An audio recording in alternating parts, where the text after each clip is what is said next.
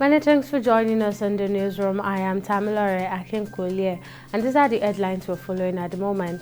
Vice President Kashim Shettima has identified stability as one of the primes in the economic agendas of the Tinubu administration for the year 2024. Shettima, who spoke at the NEC meeting held at the Presidential Villa Abuja, said government at the federal, state and local government levels must remain committed to re-evaluating their priorities, streamlining processes and making bold decisions that will reflect key social issues, including social protection, social investment and nutrition.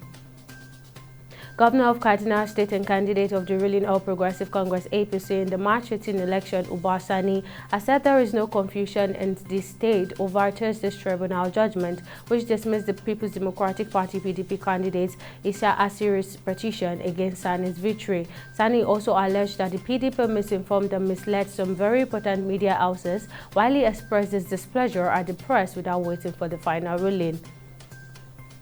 The military high commander said that troops on operation in the Niger Delta area had foiled the thefts of crude oil to the tune of 388 million naira and arrested 22 suspected oil thieves in the process. The Director of Defense Media Operation, Major General Buba Edward, disclosed this in Abuja while briefing journalists on the activities of the military in the last 1 week.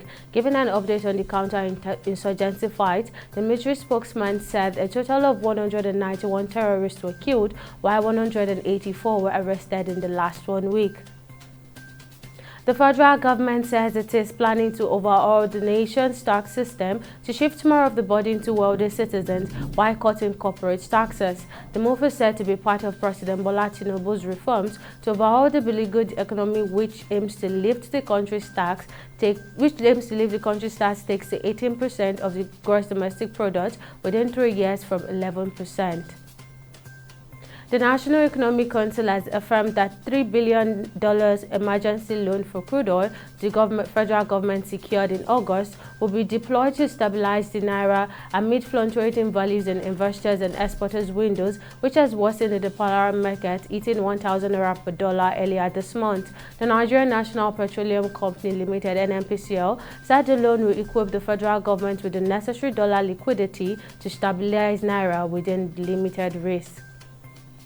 And on the global, Sweden's Prime Minister of Kristersson says it will hold talks with the head of Swedish Armed Forces and the police commissioner to discuss ways to stem gang violence following a wave of attacks that have resulted at least 11 people killed so far this month. It said it would meet with the Armed Forces Supreme Commander and the National Police Commissioner to explore how the armed forces can help police in their works against criminal gangs.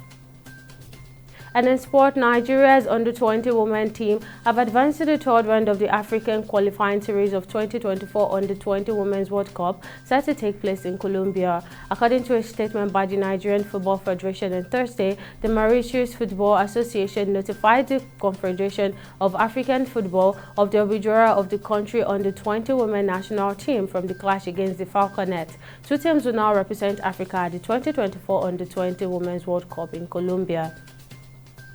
And that's all on the newsroom at the moment. Join us again for more stories.